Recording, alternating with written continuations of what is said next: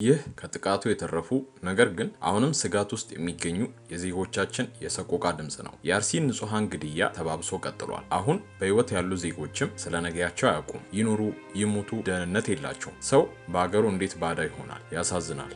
የቀሩት ንጹሃንም አሁን ያሉበት ስጋት ኑሮ አንለው ወይ ሞት እጅጉን ከፍቷል። ህፃናት፣ ሴቶች ከለላ አጥተዋል። መንግስት የዜጎቹን በሰላም ወጥቶ መግባት አላስጠበቀም። የእናቶች ሰቆቃ፣ የህፃናት ፍርሃት፣ በአጠቃላይ የአርሲዎች መኖር አደጋ ላይ ወድቋል። ለመሆኑ ይህ ክስተት እንዴት ተከሰተ? ይህን አይነቱን ጥቃት እያደረሰ ያለውስ ማን ነው? ከዚህ ከዜጎች ግድያስ ምን ሊገኝ? የሃይማኖት ብጥብጥ እንዲነሳ ተፈልጎ ወይስ ሀገራዊ እልቂት? ለመሆኑ መንግስት ለምን ይሁን ፈጣን ምላሽ ያልሰጠው? ለዜጎቹስ ከለላ ያልሆነው የሚለውን ጥያቄ አንስተን እንጠይቃለን። ከዚህ የአርሲ ጥቃት በኋላ እየወጡ ያሉ አሳፋሪ መልእክቶችን እንዳስሳለን። ሙስሊም ክርስቲያኑ ተዋደው ተቻችሎ በሚኖሩባት ሀገር እርስ በርስ ጥርጣሬ እንዲኖር የሚያደርጉ ግጭት ቁርስ፣ ምሳ፣ እራት የሆናቸው የጥላቻ የመከፋፈል አጥማቂዎች ከዚህ ከአርሲ ጥቃት አሁንም የረኩ አይመስሉም። በአርሲ ብቻ ሳይሆን በሌላኛው የሀገራችን ክፍልም መሰል ጥቃት ለማድረስ እየተዘጋጁ ነው። ይህ ሚስጥር እጃችን ገብቷል፣ እናደርሳቸዋለን። የመንግስት መገናኛ ብዙሃን ኢቲቪን ጨምሮ ለነዚህ ተጎጂዎች በቂ ሽፋን ያልሰጡበት ምክንያትስ ምን ይሁን? የዞኑ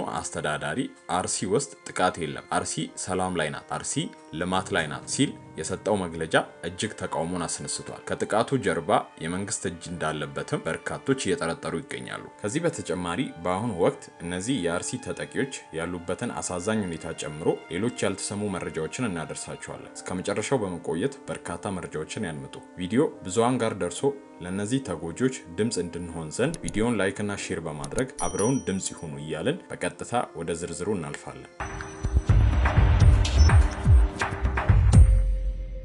አገር ሰላም ብለው የጨለመው ሌት ነክቶ ለነገ ስንት አቅደው ከጎጇቸው አድረው ነገን አልመው ጎናቸውን ባሳረፉበት በዚያው የተገደሉት የአርሲ ንጹሃን ደም አሁንም ይጮሃል። ለነዚህ ተጎጂዎች ድምጽ መሆን ሃይማኖትን አይለይም። ለነዚህ ዜጎች ድምጽ መሆን ብሔርንም አይለይም። ልጇን ተሸክማ ድረሱልኝ ለምትል እናት ድምጽ ለመሆን ሰው ብቻ መሆን በቂ ነው። ኢትዮጵያ የሁሉም ሀገር ናት። አንዱ በአንዱ ጥቃት ሊሰማው ይገባል እንጂ የኔ ብሔር የኔ ሃይማኖት ስላልሆነ ተብሎ ሊታለፍ አይገባም። እንዲያማ ከሆነ የሰብአዊነት ሚዛናችን የሰውነት ልካችን ሚዛኑን ይስታል። እነዚህ አርሲዎች ኢትዮጵያውያን ናቸው። እነዚህ አርሲዎች በቂያቸው ነው የተጠቁት። ለነዚህ ተጎጂዎች ታዲያ የሀገሪቱ ሚዲያዎች በቂ ሽፋን አልሰጧቸውም። አብዛኛውን የተቀረው ኢትዮጵያዊ ከማህበራዊ ሚዲያ ከሚያገኘው መረጃ ውጭ በቂ መረጃ የሌለው በርካታ ነው። ያሳዝናል። ከዚህ በተጨማሪ ለነዚህ ወገኖቻችን ጥቃት እንዲህ ያለውን ንግግር መስማት በእውነት ያሳፍራል። ለመጀመሪያ ጊዜ ካሴቱ የተቃጠለው ሻሸመኔ ቅዱስ ሚካኤል ቤተክርስቲያን ነበር። ዘመን ጠበቀ፣ እግዚአብሔር ጊዜ ጠበቀ፣ ሻሸመኔ ለኮሳት። ያ ሁሉ ተረስቶ ተጠቃን እንዲሆነን እንዴ! አንተ ምን አርገ ነው?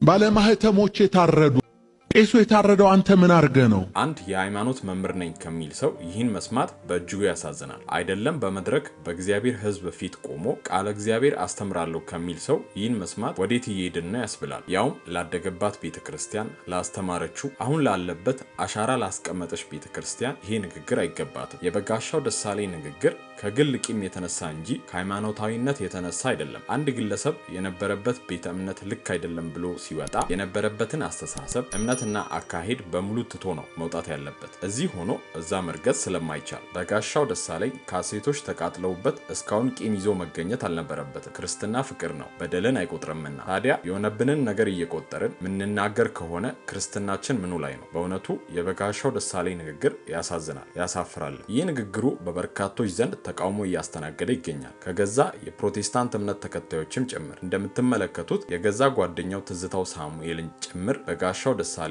በመቃወም እንዲህ ሲል ሐሳቡን ሰጥቷል። በየትኛውም ስፍራ ማንነትን፣ ሃይማኖትን እና ዘርን መሰረት ያደረገ ግድያን እቃወማለሁ። ፍቅርና እውነት ያሸንፋል በማለት ትዝታው ሳሙኤል በማህበራዊ ድረገጹ ሐሳቡን ሰጥቷል። ሌላኛው አሳዛኙ ድርጊት ደግሞ የዜጎቹን ደህንነት በአግባቡ ማስጠበቅ የተሳነው የአርሲ መስተዳደር በሚያሳፍር መልኩ እንዲህ አይነት መግለጫ አውጥቷል። የዞኑ ዋና አስተዳደር ኢብራሂም አርሲ ዞን ሁሉም ብሔር ብሔረሰቦች በፍቅር እየኖሩ ነው፣ ጽንፈኞች በውሸት በማህበራዊ ሚዲያ ስሟን እያጠፉ እያጠፉ ነው። ምንም ችግር የለም፣ ሰላም ነው። የዞኑ ህዝቦች በዞኑ አስተዳደር ላይ የተከፈተውን የስም ማጥፋት ዘመቻ በጋራ የጠላትን ዜና ህዝቡ እንዲያወግዝ በማለት የዞኑ አስተዳደር መግለጫ አውጥተዋል። የተከሰተውን ነገር አምኖ የከፋ ነገር እንዳይደርስ ጥንቃቄ ማድረግ ሲገባ እንዲህ ያለውን ቅጥፈት መስማታችን አሳዝኖናል ሲሉ አርሲ የሚገኙ ነዋሪዎች ሀሳባቸውን ሰጥተዋል። የዞኑ አስተዳደር ሁሉንም በእኩልነት የሚያስተዳድር ከሆነ ሰላማችንን ማስጠበቅ እንጂ ይባስ ብሎ ተጎጂውን መወንጀል ቁስላችን ላይ እሾ እንደመስደድ ነውም ብለዋል። በአርሲ ዞን ላይ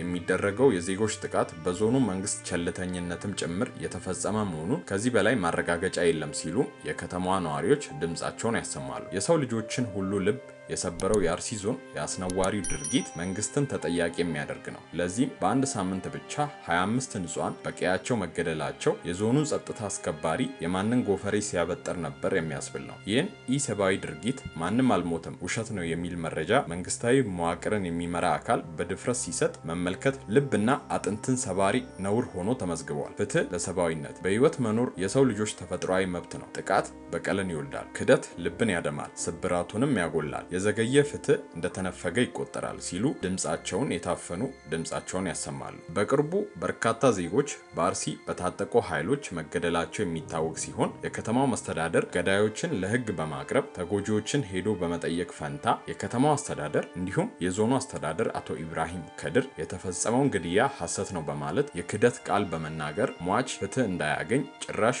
በክስ መጥተዋል። ለዓመታት ህዝቡ በእንዲህ አይነት ነገር ሲያልፍ ዝምታን የመረጠ አካል አሁን ላይ ዜናው ከመንግስት ሚዲያዎች ይልቅ በሶሻል ሚዲያ ላይ በርካታ ድምጽ እያገኘ በመምጣቱ ዝም አልክ እንዳይባል ለገዳዮች ከለላ ለመስጠት ይመስል በማስተባበር መምጣቱ ህዝቡ ጥቃት ላይ የመንግስት እጅ እንዳለበት እንዲጠረጥር አድርጎታል። ህዝቡም ለመሪዎቹ ያለውን አመኔታ እንዲያጣ አድርጎታል። አሁንም አልረፈደም። ህዝቡን መጠበቅ የሚችል ሁሉንም በእኩልነት የሚያይ በሳል አመራር ገዳዮችን አሳድ በህግ የሚጠይቅ የህግ የበላይነትን የሚያስከብር መሆን አለበት ሲሉ የአርሲ ተወላጆች ይናገራሉ። ውድ ቤተሰቦቻችን እኛ በየትኛውም እምነት ውስጥ የሚደረግን የሃይማኖት ጥቃት እንቃወማለን።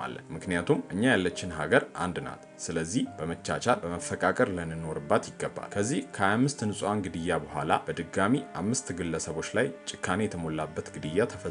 በምስራቅ አርሲ ሀገረ ስብከት በመርቲ ወረዳ የተፈጸመው ግድያን በተመለከተ የምስራቅ አርሲ ሀገረ ስብከት ማብራሪያ ሰጥቷል። በዚህ መሰረት በምስራቅ አርሲ ሀገረ ስብከት በመርቲ ወረዳ ቤተ ክህነት ጽሕፈት ቤት ልዩ ስሙ ጋዶ ቅዱስ ጊዮርጊስ በተባለ ቦታ ከቀኑ 7 ሰዓት አካባቢ በአጨዳ ላይ በነበሩ 5 ግለሰቦች ላይ ጭካኔ የተሞላበት ግድያ መፈጸሙን የመርቲ ወረዳ ቤተ ክህነት ጽሕፈት ቤት በጻፈው ደብዳቤ ለሀገረ ስብከቱ አሳውቋል። ሀገረ ስብከቱም ክስተቱ አሳሳቢ ደረጃ ላይ የደረሰ በመሆኑ ከቅዱስ ሲኖዶስ ጀምሮ የመንበረ ፓትርያርክ ጠቅላይ ቤተ ክህነት ጽሕፈት ቤት አፋጣኝ መፍትሄ እንዲያደርግልን ጠይቋል። በተያያዘ የምስራቅ አርሲ ሀገረ ስብከት አስተዳደር ጉባኤ በክስተቱ ጉዳይ ለደረሰባቸው ወገኖችና ቤተሰቦቻቸው ድጋፍ አሰባሳቢ ኮሚቴ እንዲዋቀር ወስኖ እንቅስቃሴ መጀመሩ ተገልጿል። በአርሲ ዞን 4 ወረዳዎች ተከሰተ የተባለውን ችግር የሚያጣራ የልዑክ ቡድን የማጣራት ስራውን ከሰሞኑ ጀምሯል። የኢትዮጵያ ሃይማኖት ተቋማት ጉባኤ ኦሮሚያ ክልል አርሲ ዞን በጉና መርቲ፣ በሸርካና በሆሎንቆ ዋቢ ወረዳዎች በኢትዮጵያ ኦርቶዶክስ ተዋሕዶ ቤተክርስቲያን እምነት ተከታዮችና ካህናት እንዲሁም በሌሎች ሃይማኖት ተቋማት አገልጋዮችና ምዕመናን ላይ ግድያና ስቃይ መከሰቱን የሚያሳይ መረጃ መውጣቱን መነሻ በማድረግ ጉዳዩን ከመሰረቱ የሚያጣራ የተለያዩ የባለድርሻ አካላት ተወካዮች የተካተቱበት አጣሪ ቡድን ተቋቁሞ የተከሰተውን ችግር በአካል ለማጣራት ችግሩ ወደ ተከሰተባቸው ቦታዎች በመጓዝ ስራውን በይፋ ጀምሯል ሲል አሳውቋል። የልዑካን ቡድኑ የማጣራት ስራውን ጨርሶ የመጨረሻ ሪፖርቱን ሲያቀርብ በጉዳዩ ላይ በጉባኤያችን በኩል ይፋዊ መግለጫና ማብራሪያ የሚሰጥ በመሆኑ ሁሉም ዜጋ በትዕግስት ማጠቃለያ ሪፖርቱን እንዲጠብቅ ጉባኤያችን በአክብሮት ይጠይቃል ብሏል። እኛም በስፍራው ላሉ ከሞት የተረፉ ንጹሃን መንግስት ከለላ እንዲሆናቸው ድምጽ መሆናችንን እንቀጥላለን። ለሟች ቤተሰቦች መጽናናትን እየተመኘን የዛሬውን ቪዲዮ እዚህ ጋር እናበቃለን። በቀጣይ እስከምንገናኝ በሰላም ቆዩ።